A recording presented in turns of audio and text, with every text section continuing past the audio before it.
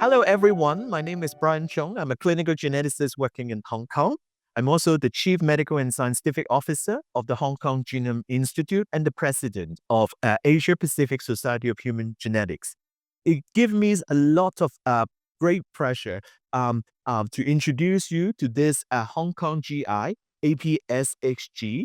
Scholarship Series on Genomic Medicine, and this is our fourth one. All right. Sharing knowledge and experience is, of course, the key to accelerate the development of genomic medicine. And Hong Kong Genome Institute is committed to foster collaboration and exchange of insights. With a shared goal of advancing genomic medicine in Asia Pacific region, Hong Kong Genome Institute is collaborating with the Asia Pacific Society of Human Genetics to co-host this lecture series, which brings together renowned clinicians, scientists, and researchers to facilitate international knowledge exchange. And of course, today we have the great pleasure of bringing Professor Serena Nick Zanel to be our speaker. Let me do an introduction.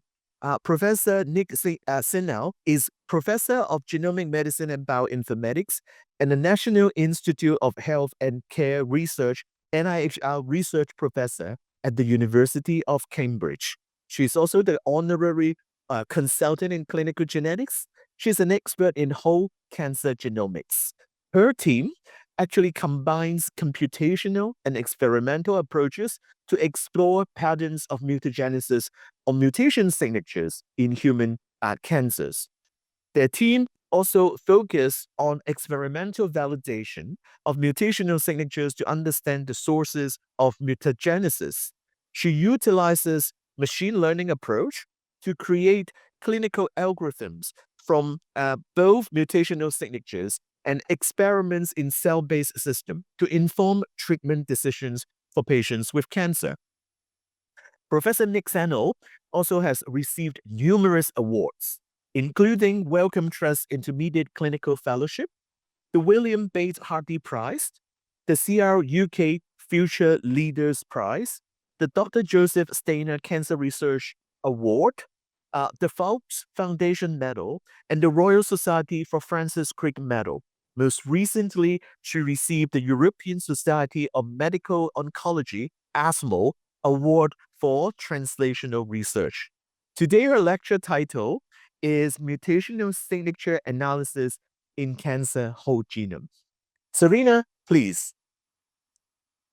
Thank you so much, Dr. Chung, for a very, very kind introduction and for the invitation to come and speak today. I'm very, very honored to be here. I thought I would start by highlighting the importance of the foundational project, which was the Human Genome Project, without which any of the work that you're going to hear about for the next hour could not have happened. So this is a landmark global scientific effort upon which all cancer genomic sequencing results have been based on. And that's because the completion of the Human Genome Project allowed us to develop a whole series of technologies to allow us to look at the human genome in great detail. And that has resulted in an increase in speed and scale of sequencing of sort of orders of magnitude. We're not talking about twofold or threefold. We're talking about orders of magnitude. And this allows us to today do whole genome sequencing of individual tumors within a day. Now, when I started doing this in my PhD, it still took about 3 months to do a whole genome. But today, we can get sequencing done in a day. The analysis process might take a little bit longer, but the actual sequencing itself can happen very, very quickly. So we are at a really interesting inflection point in genomics.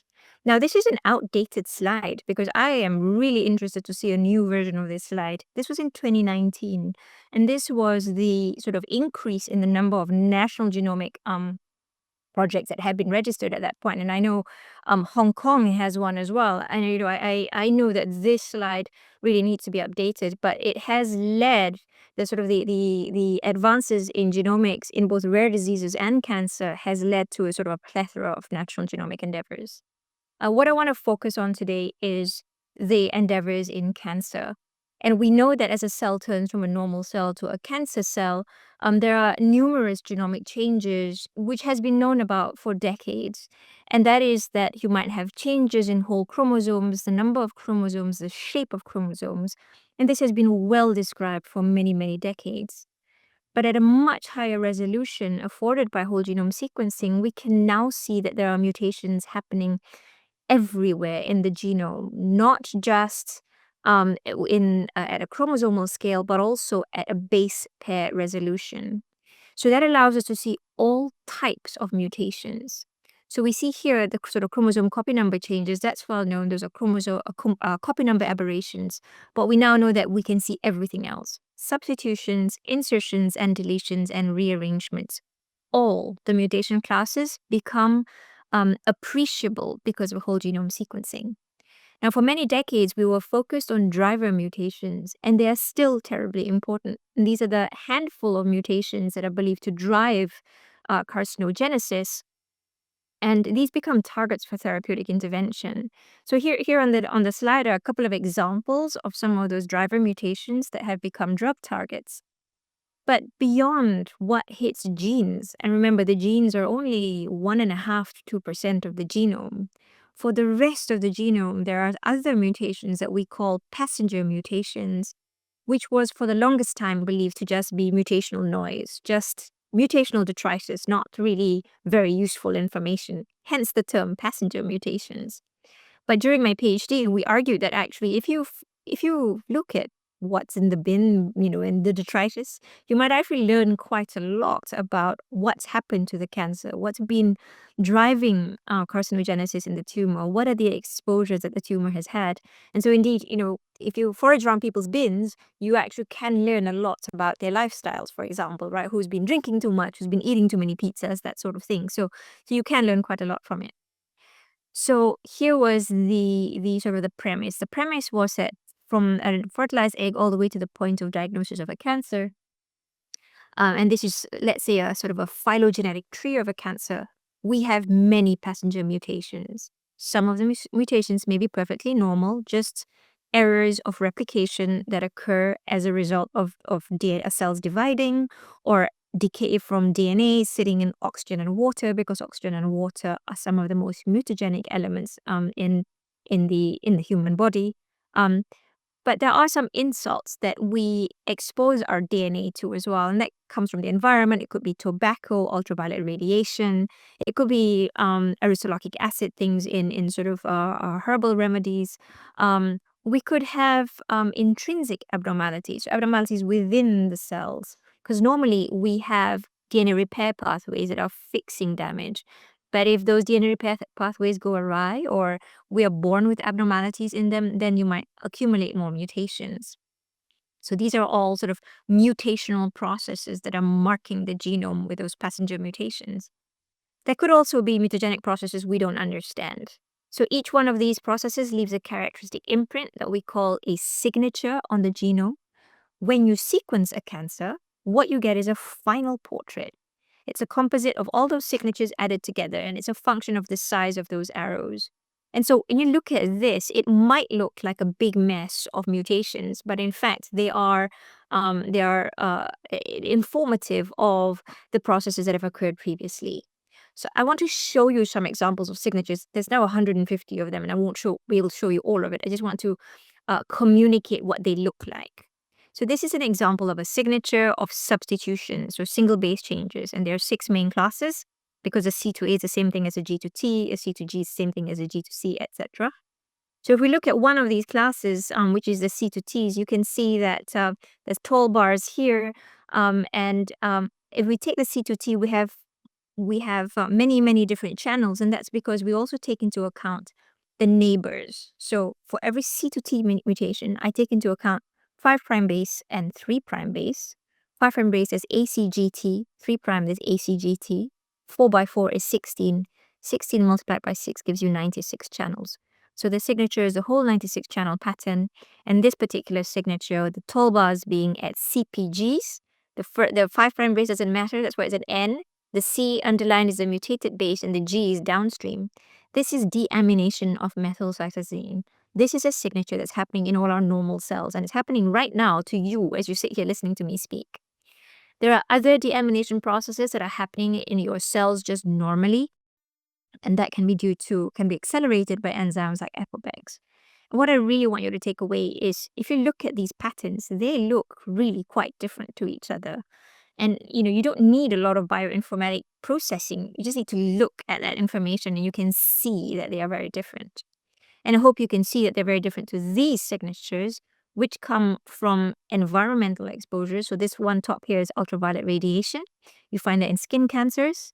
This is tobacco smoke. You find that in lung cancers. And this is erythrolockic acid. You find that in liver and kidney cancers.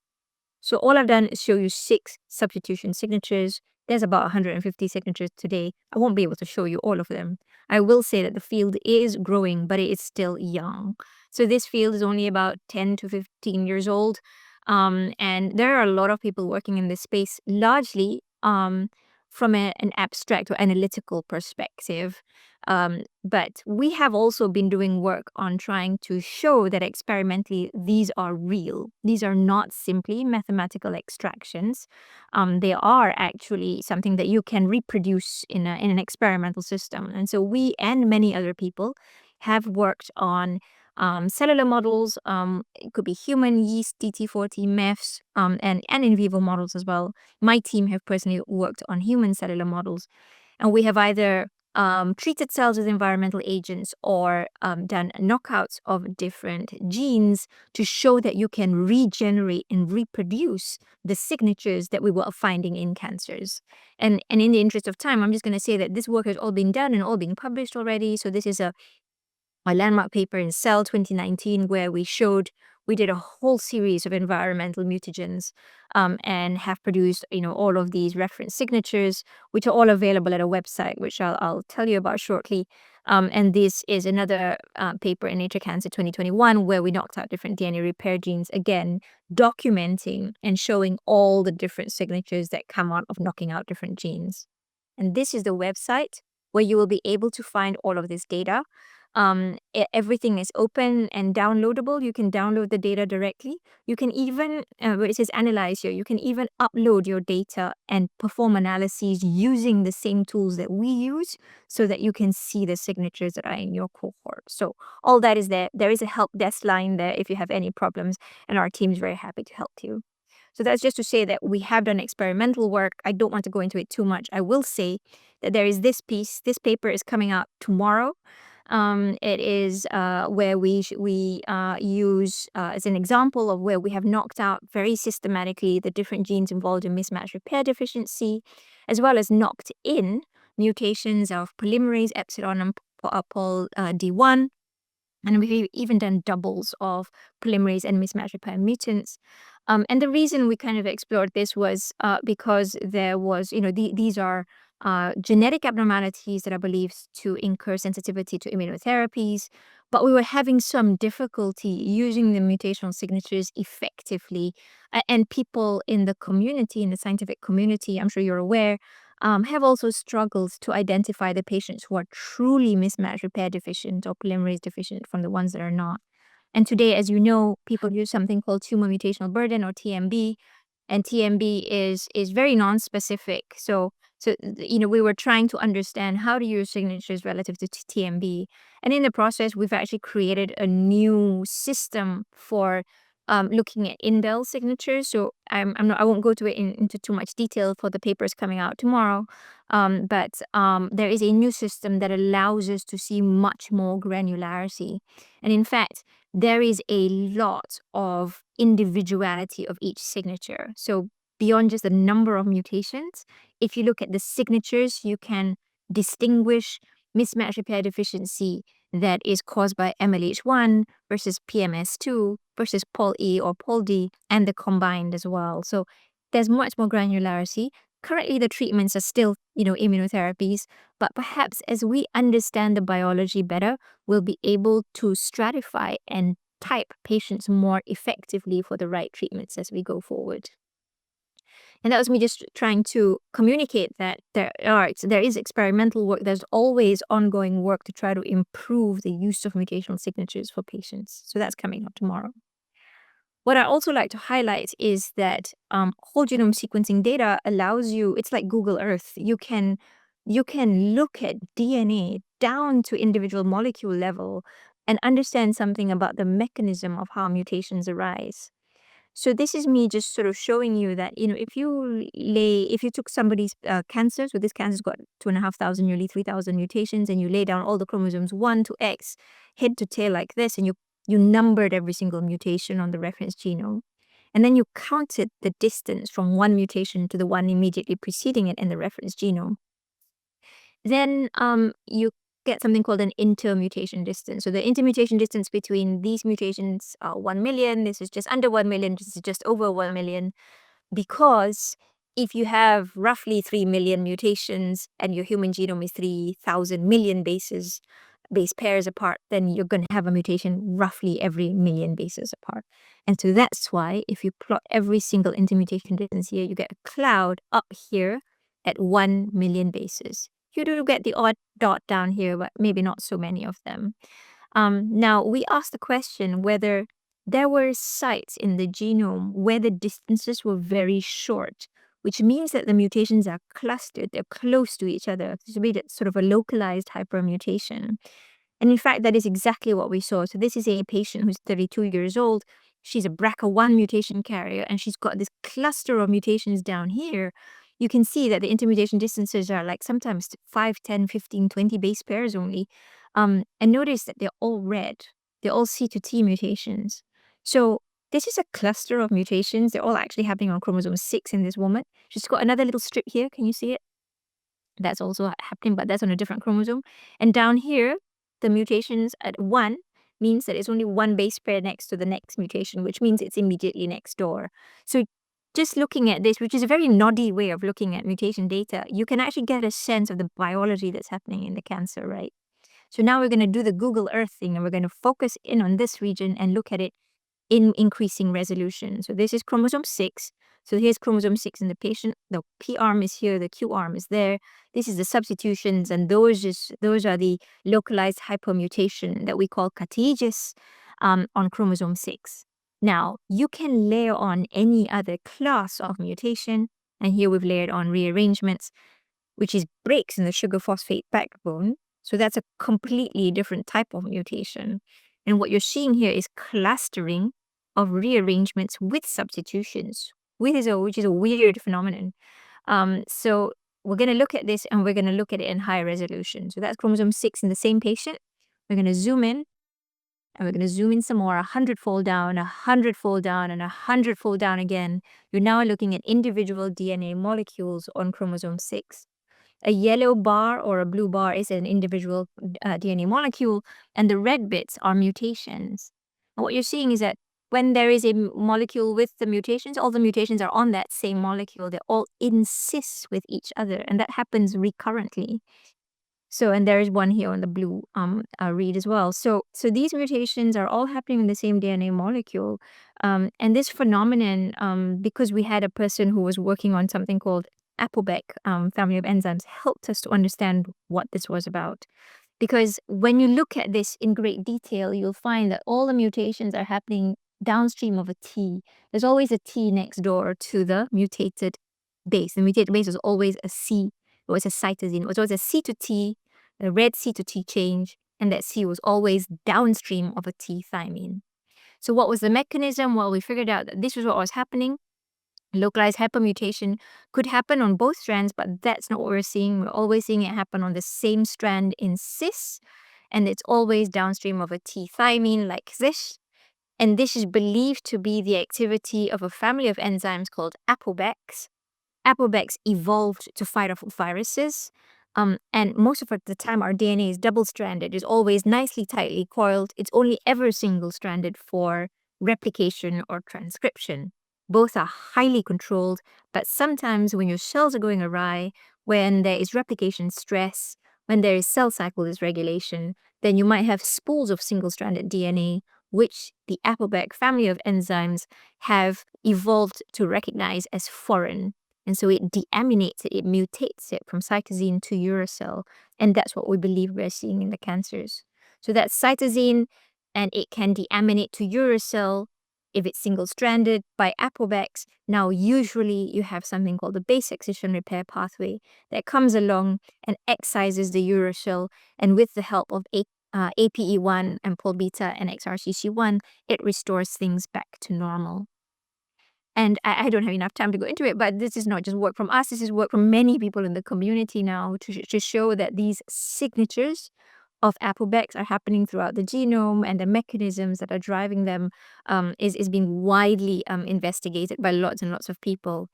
But it was really just for me to communicate to you that, there is just so much biology that's buried in the data. This is just me giving you one example of how we can understand the mechanism of mutagenesis by looking at whole genome data.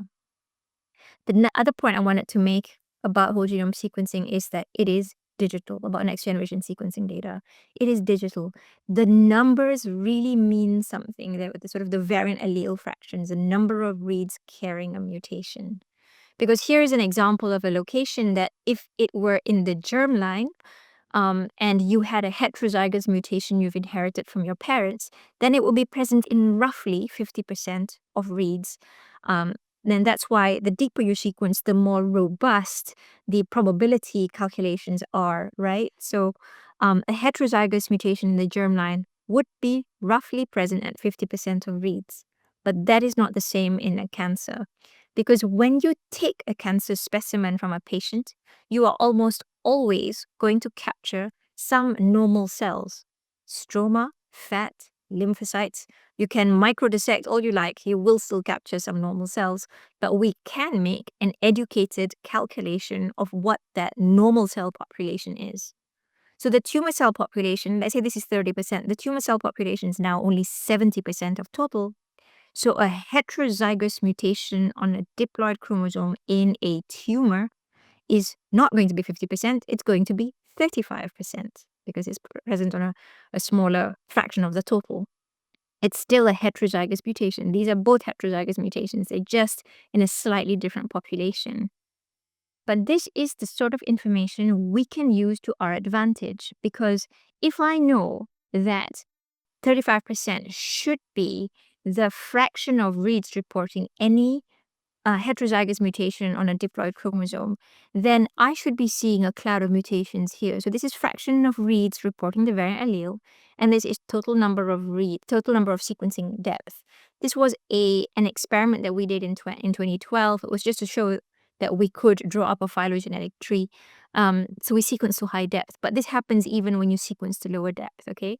So you're seeing this cluster of mutations, which is in the main clone of the cancer.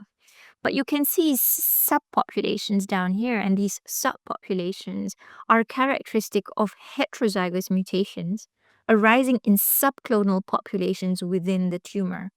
So we all know that tumors arise from a clone, but there could be subpopulations, and you can actually draw out what that phylogenetic tree is. So you can look at the distributions of the variant allele fractions of the mutations here, and then you can start to draw up some sort of cartoon of phylogenetic evolution of the cancer, and we can make an educated guess of how branched that tree could be. So in this paper, we do that demonstration. It's basically mathematics applied to biology to kind of show up what a phylogenetic tree would look like when you sequence a single cancer. But of course, those were the days when sequencing was very expensive, so you could only afford to sequence a single cancer. But of course, today you can do phylogenetics in many different ways. Apart from just a single sample from a patient, there are people who take multiple samples from a patient, geographically separated. So at the same time, to different loci, and look at what is shared and what is not shared to draw up a phylogenetic tree. You can also take samples that are separated over time to look at the temporal relationship between early and late cancer evolution. So today, there's many different ways to study phylogenetics, but it's just for me to emphasize to you that the information is digital, it's very mathematical, and you can draw up these phylogenetic trees. So these are different ways of doing it. The value of this is that we can look at mutational signatures over time. So this is, again, a very early piece from us showing that between early phylogeny to late phylogeny versus being in one of the branches, we can see how different mutational signatures are changing over time. So the yellow and brown is increasing over time. The green stuff is getting less over time because the green stuff is kind of associated with normality. But so you can study the evolution of cancer signatures over cancer time. So I'm going to pause there briefly because I have thrown a lot of information at you in this first 25 minutes.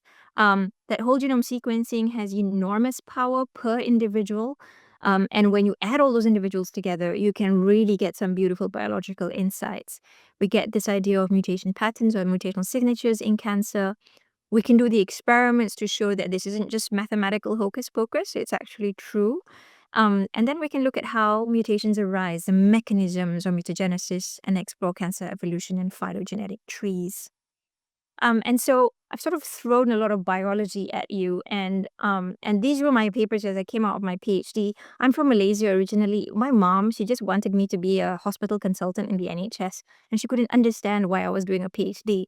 And she said, "You've got a PhD in pretty patterns. How does this benefit mankind?" And that brings me nicely into my second section, which is how did we start to go towards clinical value?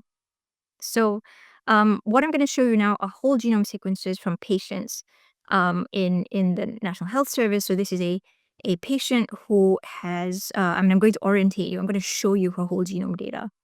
So this is chromosomes 1, 2, 3, all the way around to 21. 22's fallen off, X and Y. And then we have all her substitutions. So driver mutations, this is a typical breast cancer, by the way. Driver mutations, P53, extremely boring. Can't even target that. But that's very common in breast cancers, right? And then beyond that single driver, one driver, we have 4,500 other passenger mutations. And I'm presenting it in your 96 channel way for signatures. I haven't done any signature analysis here. I'm just showing you. I've just added all the mutations together and produced a histogram.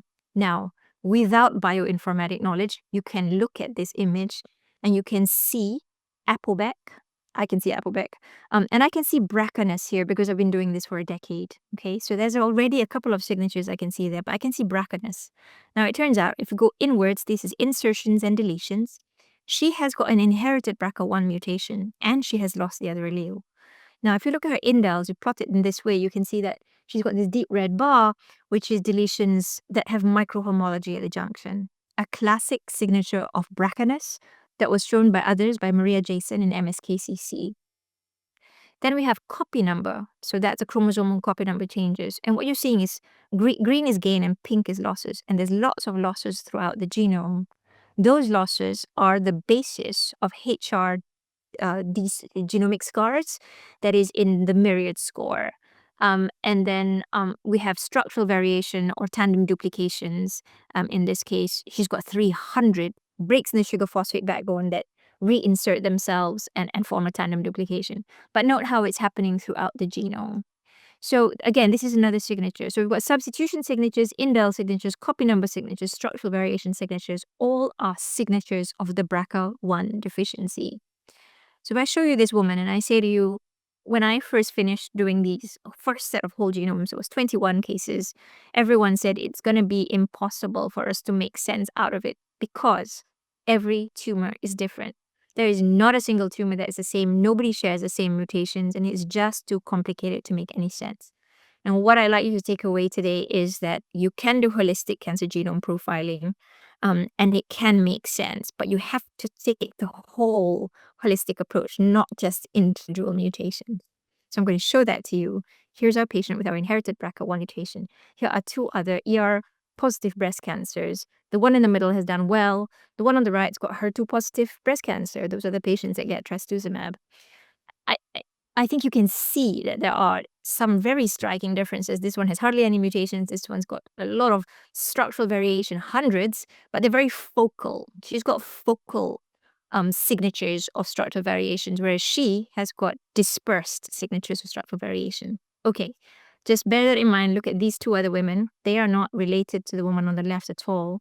The woman in the middle has acquired BRCA1, and the one on the right has got an epigenetic change of BRCA1, promoter hypermethylation. So no mutations, just an epigenetic change.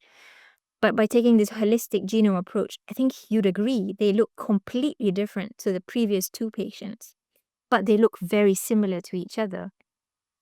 Now, these women do not have a single mutation in common. There's not one mutation that they share in common. But by taking this holistic approach, you can see that they share the same biological defect, which would make them sensitive to similar drugs, which are things like PARP inhibitors and DNA-damaging agents. Because what they do share in common are the signatures. It's the signatures that are pathognomonic and distinguishing. And that is what we use in holistic cancer genome profiling to help us stratify these patients more effectively. This is also what we use in machine learning. Machine learning methods love using big data that has patterns in it. And so we've done several of these, but just to give you one example, HR Detect is one of our classifiers where we classify patients based on whether they look like an ER-positive tumor that looks like it's going to do well versus a BRCA1 or 2 patient, a BRCA1 or 2 woman who has inherited germline mutations. So we created this algorithm called HR Detect because our oncology colleagues had told us there seem to be many more women who have BRCA-ness cancers, but it's kind of hard to know which ones they are. And they've been using things like Myriad, but it's not been very specific. So we created HR Detect, trained on germline mutation carriers, and then we applied it into a general population of 560 cases. And a high score means above 0.7 means you're BRCA deficient. And to our surprise, 22% of this cohort had a high score. Now, these were the early days. Were giving us the best tumors, the biggest tumors in their freezer, so there's probably a bit of ascertainment bias here. And I will show you some data to show you something a bit more up to date.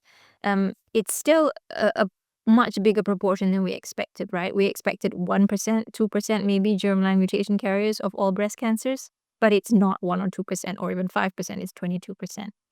And if we look at this cohort in more detail, we find the 22 positive controls. We had 22 women whom we knew had germline mutations, and then we had 33 new families. Then we had 22 women who had acquired BRCA1 or 2 or mutations or had promoter hypermethylation. And in a third of cases, we could see the signatures. They looked like BRCA1 and 2 cancers, but we cannot find a genetic or epigenetic defect to explain it. And this has happened recurrently. About a third of cases, we can see the signatures. They look like they are BRCA-ness cancers, but we cannot find the germline cause or any cause, germline or somatic cause. And that's important, right? Okay, so at this stage, we've got an algorithm. And algorithms, and this sort of what gets you Nature Cell and Science papers, is based on data science. You get an algorithm. It is not worthy for clinic yet. To get clinical value, you need to demonstrate that it has either prognostic value, it can distinguish patients who are going to do well from badly, or that it has predictive value, it can tell who's going to be sensitive to specific drugs. This bit is a bit less rewarding. You don't get Nature Cell and Science papers from these, I'm afraid, but it is still very important to do to get it to patients. And here we partnered with colleagues in Sweden because they have fantastic clinical information collections. And we showed using their cohort that HR Detect was prognostic. It could distinguish patients who are going to do well from the ones who are going to do badly in Sweden using standard of care. And remember, this is in triple negative breast cancer where DNA damaging agents are given. And so actually the most important thing here is this gray line, which is the patients who do really badly. We now know who they are and we can use HR Detect to identify them. But if you look at this group that have done well because they get DNA damaging agents in Sweden, they don't necessarily get it in the UK, but they do it in Sweden. If you take this group and you split it according to whether we can find the genetic cause or epigenetic cause versus the ones that we can't, because remember I said a third of cases we're missing a cause. We can see the signatures, but we're missing a cause. We find that the signatures are prognostic, even when you cannot find a driver event to explain it. So that's important. It means that if you do your targeted panels, you're going to miss all of those cases because they don't have mutations. And yet they could be BRCA-ness cases. We just must have ways of turning off the BRCA1/2 pathway that we don't fully understand. We now know there are some additional genetic causes too. In terms of predictive value, we worked with colleagues in London in our phase 2 window clinical trial of PARP inhibitors. So we gave PARP inhibitors for 2 weeks. And then we measured circulating tumor DNA levels, and we found that a high HR detect score was associated with sensitivity to PARP inhibitors. So that's something called a low CDR15 ratio. And this was an indication to us that even sporadic triple negative breast so not just germline, sporadic triple negative breast cancers could be sensitive to PARP inhibitors if they were BRCA cancers. And this is allowing us to sort of go into the next stage, which is a phase 3 clinical trial. So I've sort of given you there in a kind of a 7-8 minute piece how we go from mutational signatures to creating an algorithm. And then that algorithm still needs to go through a clinical process to try to get to patients. And that piece is long and requires work, right? But that is the sort of thing where national endeavors could really help to accelerate that process. Which brings me to my third section, which is on future potential. Because I've said this before, we are getting lots and lots of data. There's so much biology in it, and people love doing data science. I love doing data science. But I'm very also aware that if you want to get clinical value and you want to get it into patients, you've got to do those clinical studies. So we need to collect information very systematically. We need to have hospital episode statistics, pharmacy data. Office of National Statistics in the UK is how we collect mortality information. And if we have the data, we can collect the sort of genomic, omic information, we have clinical information, then we can learn from tools and apply them into national strategies to be able to get them to patients. So you have this sort of cycle of learning. So the UK started this Genomics England National Genomics Service thing with 100,000 Genomes Project. I understand Hong Kong is doing something very, very similar, and I really take my hat off to that. This has been crucial for a piece of work that I'm going to show you next, which is where we've actually been able to do exactly that, look at whole genome data from breast cancers, recruited from the whole of England, matched to mortality statistics and hospital episode statistics. So I've got histology information. I know what the outcomes are over 10 years, and this was over 2,500 patients. So this is a work that's in review at the minute. So please don't share this too widely.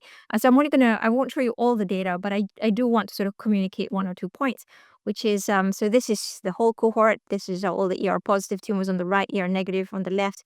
I'm not showing all the information, just some critical information. So there's clinical information on the left here, some of the important drivers, not even all of them. All the signatures can be done, substitutions, insertion, deletions, structural variation, and then all the compound machine learning algorithms, whether it's ours or somebody else's, you can just add them all in and then look at that information. And I will say that, just looking at this, you can already see patterns. You can see the groups with lots of purple signatures. They are the ones that tend to do well. The ones with pink, they're the ones who tend to do very badly. The ones in blue are HR deficiency. The ones in green is mismatch repair deficiency in breast cancer. So that's 1 to 2% of the cohort. So take this sort of approach, you can see sort of the spectrum of abnormalities of disease, even within ER negative and even within ER positive, right? Because today, right now, you just get ER positive, ER negative, HER2 positive, that's it. But actually within them, there is differences in biology with different outcomes. And because this is still unpublished, I'm just going to highlight one thing, which is HR deficiency, because I've been talking about this a lot. So HR deficiency here, this is this group. This is a population representative cohort, because we've done all the stats to show that it is representative of the UK population, and the mortality statistics also representative of the UK population. Now, I'll tell you now that it's also being validated in another cohort in Sweden. So about 12 to 13% of all breast cancers are HR deficient. And those are the patients that tend not to do very well. The HR deficient ones are the blue and green lines. And in our Swedish population, our colleagues have shown that those patients that are HR deficient, if you don't give them any therapy at all, it's this black line here, they're the ones that do really, really badly. So there's a lot of importance in identifying the right patients for the right treatments early, because otherwise, you just You're just not getting the right treatments to the right patients. And this is really the slide that I want to get across. Of all the breast cancer patients in the UK, today, if we do whole genome sequencing, 27% of them, 15,000 cases, will already have a clinically actionable mutation that can have an impact on their treatment decisions. That's a lot of people. It's not 1%, it's not 5%, it is 27%. Another 15% will have signatures that we believe can help you to repurpose drugs that are available today. So we know what sort of some of the DNA repair pathways are involved in some of these, and we think some of the drugs that were created for example, HRD, could be used in some of these cases. But today, we're not using this information in clinical trials. And so every patient is different, and nearly half the cohort could have something that is clinically informative. So just to show you, this was our paper from 2022. These are just patients from the NHS, just to show you how different every human cancer is. And sort of in my last few minutes, what I wanted to highlight were some real patients. So these are actual patients in clinic, and how their treatment might change. So this is an endometrial cancer, and the arrows are pointing at signatures of BRCA deficiency. So uterine cancers, you wouldn't usually look for BRCA deficiency, but 8% of uterine cancers have a BRCA deficiency. So we have the substitutions, indels, rearrangements, copy number, and these are the signature assignments. She's got an acquired P53, cannot find a BRCA1 or 2 mutation. I'll tell you now, this looks like a BRCA2 deficient cancer to my team and I. If we look at this, and we're trained to look at these now in the UK, but if you are not sure, then you can apply the algorithms. So here we apply HR detect, and we get a very nice high score. So the algorithms, AI, ML, it's meant to help us make decisions faster and more effectively. So we can train our medics to pattern recognize, but algorithms help us to make it faster. So this is an example of an endometrial cancer with BRCA deficiency. Now, this is a typical colorectal cancer from a patient with an MLH1 mutation, so that's mismatch repair deficiency, and it's got 63,000 subs, 200,000 indels. This red bar is deletions and microsatellites, so that's why these red and green circles are nearly solid. There's a lot of microsatellite instability. This is a signature of mismatch repair deficiency, and this tumor has mismatch repair deficiency, and it's got a high MMR detect score and high TMB, so you can add on TMB as well to this. This is using anybody else's algorithm, so that's fine. That fits with the whole TMB thing, right? And here's a pancreatic cancer with mismatch repair deficiency as well. All the same signatures as that colorectal cancer, subs, indels, and high signature 44. It's got a KRAS G12D missense mutation, which is characteristic of pancreatic cancers, and it's got promoter hypermethylation of MLH1. And this patient has a high TMB score, which will probably have made it eligible for immunotherapies too. So, again, just to show you another sort of a example of a cancer type that wouldn't usually be looked at for mismatch repair deficiency. So I think the next point to kind of make here is that the whole genome approach is entirely tumor agnostic. You can use it on any tumor. You're going to get all the same information, and you're just going to see what is wrong in each cancer. Okay, here's an endometrial cancer again. I think you'll agree this looks very different to anything else that we've seen so far. 300,000 substitutions. This blue and pink tinge is because of this blue and pink bar here. It's got lots of insertions instead of deletions. It's got something called signature 10. And this is the classic patterns of a somatic polymerase epsilon mutation. These tumors often have a high TMB, and that's how they are detected because they tend to be sensitive to immunotherapies. And they are more common in endometrial and colon cancers. But here is an oropharyngeal cancer with the same blue and pink signature here. Not so many mutations, but it's still got a signature 10. TMB low. It doesn't meet the criterion for immunotherapies, but it's got polymerase epsilon mutations and signatures. So it is likely to be, in fact, it is a polymerase epsilon cancer, but it just wouldn't meet today's criteria for immunotherapies. But remember, it's not a uterine or a colon cancer, and uterine and colon tissues tend to proliferate very quickly, hence the mutation rates tend to be higher. So, this is an example where the signatures are informative, but the classic biomarker that is used it's not reached. The criterion isn't reached. Okay, so this is a classic malignant melanoma with the red tinge of ultraviolet radiation. So 380,000 substitutions. This is just typical of malignant melanoma. Lots of these have this ultraviolet radiation signature. The signature is signature 7, high TMB, all fine. Remember that image, because if I show you this next one and I tell you that it was a metastatic lesion in the lung, primary was actually unknown. I think, you can just look at this and go, well, it looks like it might have ultraviolet radiation signatures, and it's very likely that the primary is a malignant melanoma. So it helps us in situations where there's sometimes a cancer of unknown primary. And the last case I want to show you is this one, which is to say that there is enormous value in a multidisciplinary team. So this is a case I'm going to tell you about. I have the patient's consent to tell his story. And he had a tumor called an angiosarcoma, which is a cancer of the blood vessel lining, so a very rare cancer. And this is him. His name is Josh, and I actually knew him from my clinical genetics clinics. So he has something called xeroderma pigmentosum, or XP, where he cannot fix UV damage. So he is recessive. He's inherited a mutation from mom and dad. And he cannot fix UV damage, hence he gets a lot of lentigines. He gets exposure to UV light and has lots of freckling, so he uses sunblock and uses a visor to protect himself from ultraviolet radiation. We see him in clinic every 6 months to a year, and he presents at the age of 30 with this violaceous lesion of his medial eyebrow, and it turns out to be an angiosarcoma. And of course, today in clinic, we tend to treat tumors on the basis of what we think is the primary tumor of origin. So in this case, he was treated for an angiosarcoma rather than anything else. So here we have a wide local excision in January 2017. He really didn't respond. His tumor didn't respond at all to any of the angiosarcoma treatment. And by July 2018, he's in stage 4 disease, metastatic disease everywhere. He's got bilateral pneumothoraces. His lungs are deflating because he's got tumor everywhere. So he is in hospital. He's dying at this stage, and he's got tubes coming out of his chest to keep his lungs inflated.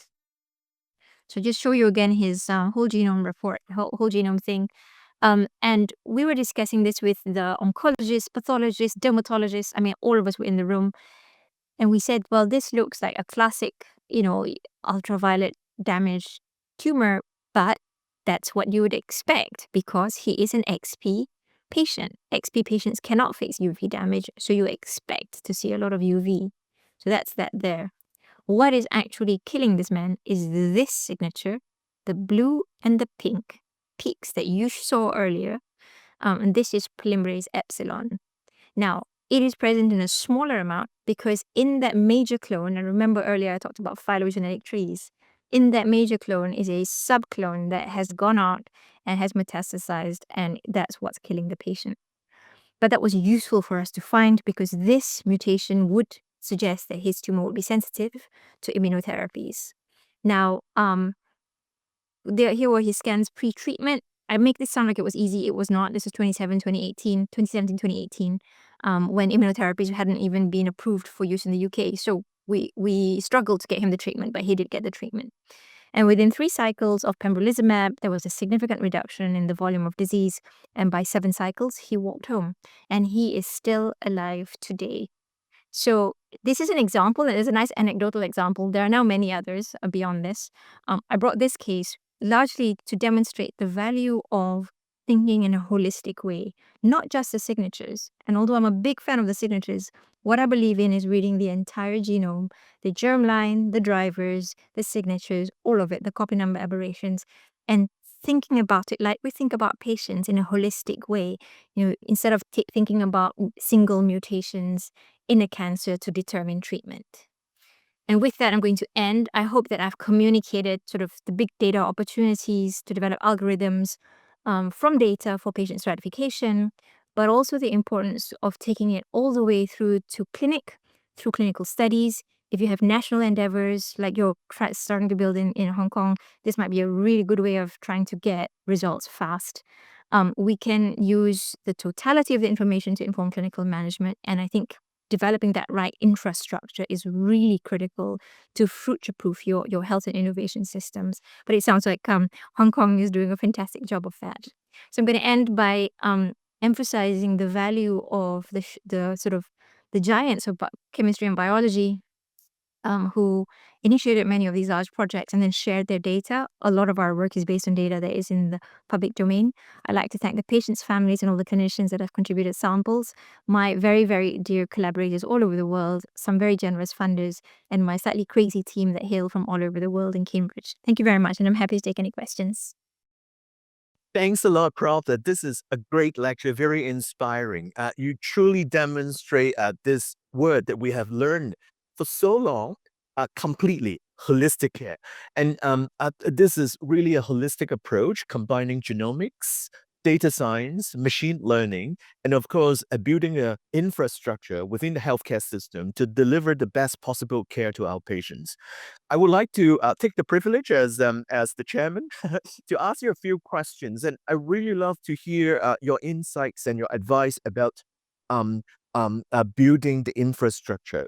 First of all, may I ask what would be the current clinical indication for whole genome sequencing in NHS with regards to cancer, and when a patient got a whole genome sequencing analysis for their cancers? Does it include everything that you have talked about?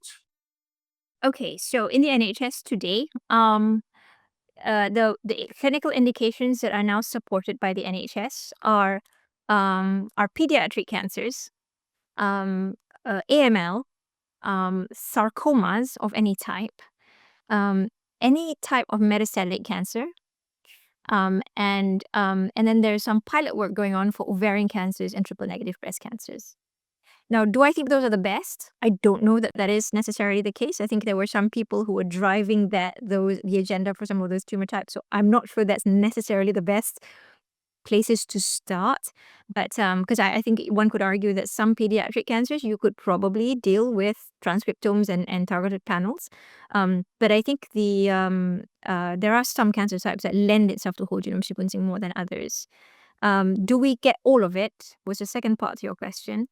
In theory, we should do. In practice, it's still a little bit patchy, and I think the know-how for how to interpret things is still not up there yet. But we're trying to get equity across the country so that everybody is starting to think in the same way. So I think the critical thing is if your analysis platforms are great and you have a way of going from start to end, which is systematic, everybody's doing the same thing, you're all looking at the same images, you're all looking at the same quality of results, then I think you can get everyone to that level, a very high level very quickly.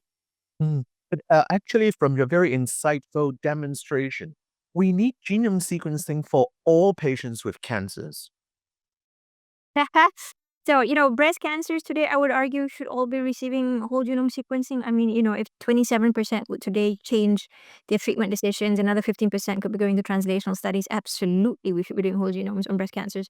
And that's what we're doing at the moment. We are in discussions with NHS England, who's the governing body of the NHS, and trying to make a national trial happen. But, the question is, how do you do it so that it is cost effective, right? And I would argue this. So this is the mindset shift point. Clinical trials today often based on one abnormality. So you do a clinical trial, you ask, is it HR deficient or not, right? One of two arms. Is it PIK3CA mutated or not? One of two arms. And I would argue you're better off doing a whole genome sequencing as a triage, right? Then you randomize patients into standard of care or genome directed. And in genome directed, you have multiple arms because you're going to do a genome and you're going to find out all of these different things. And you'd be better off, cheaper, faster, and fewer control arms because you've got your control arm already, right? When you put them on the standard therapy, you would just go, okay, 12% HR deficiency go in that arm. This other proportion, which have these other signatures, go in that arm. This other one goes in that arm. So you are utilizing as many people as possible into clinical trials as possible, rather than screening lots of patients and then just deciding on one thing, on just HR deficiency or not. But that is a mindset shift.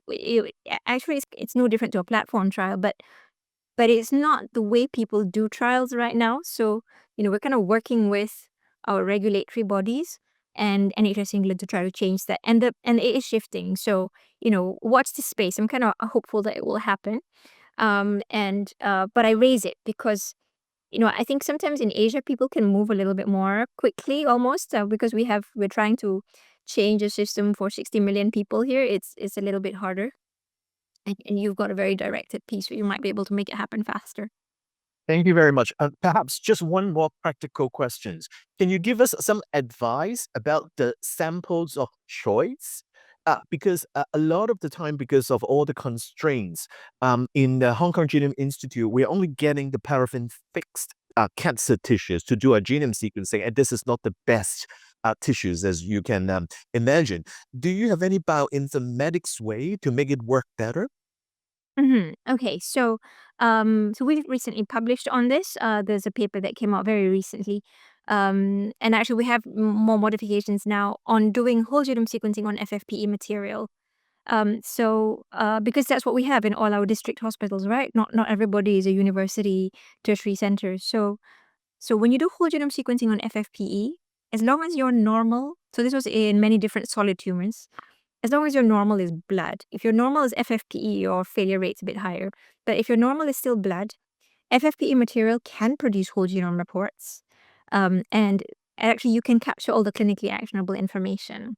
Now, what we produced was a way of doing the analysis so that you can minimize the number of artifacts without throwing out clinically valuable information. So we have a new bioinformatic process of doing that. We're constantly updating it. And that is, yeah, so that's now in the public domain. So it can be done. It's not my favorite way of doing things, but it can be done. But an alternative, prospectively, if you're, doing this at scale in Hong Kong, and something now we're starting to implement, is collecting into RNA later. So RNA later we're using in research all the time, right? And you don't need liquid nitrogen facilities, which is what in flash frozen you need. So it's like FFPE. You just dump it into a tube. You can transfer in RNA later, and then you can do a division afterwards in the lab for standard FF formalin based histology if you wanted, and then the rest for RNA-seq, for methylation, for genomics, whatever you want to do. We've now done a pilot in the UK to show that this works from scalpel through to results. The data are indistinguishable for the genomics from flash frozen. We've now sequenced 1,000 cases. The data is fantastic. You don't even need to change your pipeline. It is exactly the same pipeline. So it works. And we've done the pilot, but in Sweden, they've been doing this since 2010. So if you look at the ScanB project, and they have a fantastic protocol, they've recruited 30,000 patients using RNA later and are doing all the analyses on that. So it works. Thanks a lot. I'm totally aware of the time that I would invite Dr. Ma Wei to perhaps share a few questions from the chat and from the internet. Thank you. Yeah, thank you. We have, if I mean, I think for the interest of time, we can have two questions. The first one is there's a people the people are interested in terms of technology we need to use to establish the mutational signature. Is if we have a concern in cost or in the availability, is WES whole exome sequencing also being capable to produce the results with the same quality as and how much depth we need to achieve this? And also, how is your view on the new technology or in terms of the third generation sequencing, the long read sequencing? Will they do better for the mutational signatures, or are they just the same compared with the short read? Okay, so I'll do the long read one first because that's an easy answer. The answer is no difference at all. Zero difference, zero enhancement of long reads, which was sad for us. I think everybody thought long reads were going to offer much more, and they don't actually. If anything, they're just more expensive. So we have not adjusted to long read technology because we haven't found it to be an added value, not even for structural variation. Go figure. It's very good for looking at structural variations that are like focal amplification, if you want to know every single breakpoint, sure, that's very interesting, but not very clinically useful, because I don't need to know that. I just need to know that there's a HER2 amplification, end of. So we haven't found that long read technology has enhanced mutational signatures at all, unfortunately. So we have, I'm still watching that space, but so far, for a lot of money that has been spent, we haven't showed any advance. And then the second point was about whole exome sequencing. So can you do it? You can. Is it robust? Not as robust as doing a whole genome. And the reason is simple. The exome is a much smaller footprint than the genome.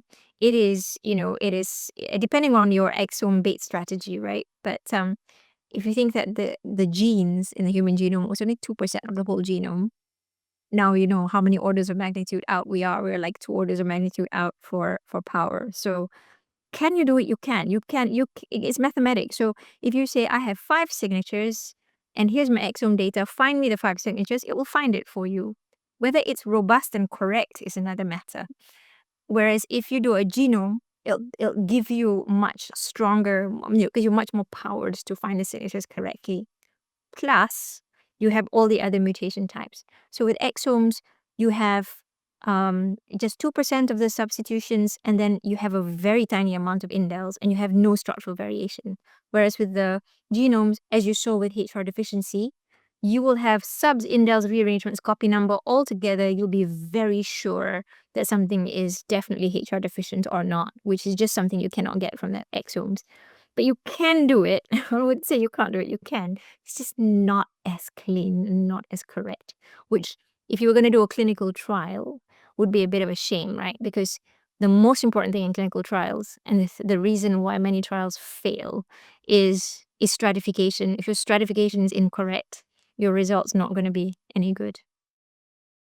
Yeah, I think we have time maybe for just one last question. So we are really interested in whether how well this technology, the mutational signature, is being accepted by clinical oncologists, in different regions, and especially in countries outside UK, in Hong Kong, and as well as so you show us very beautiful examples of how this technology help to make treatment decisions. Can we move a step forward?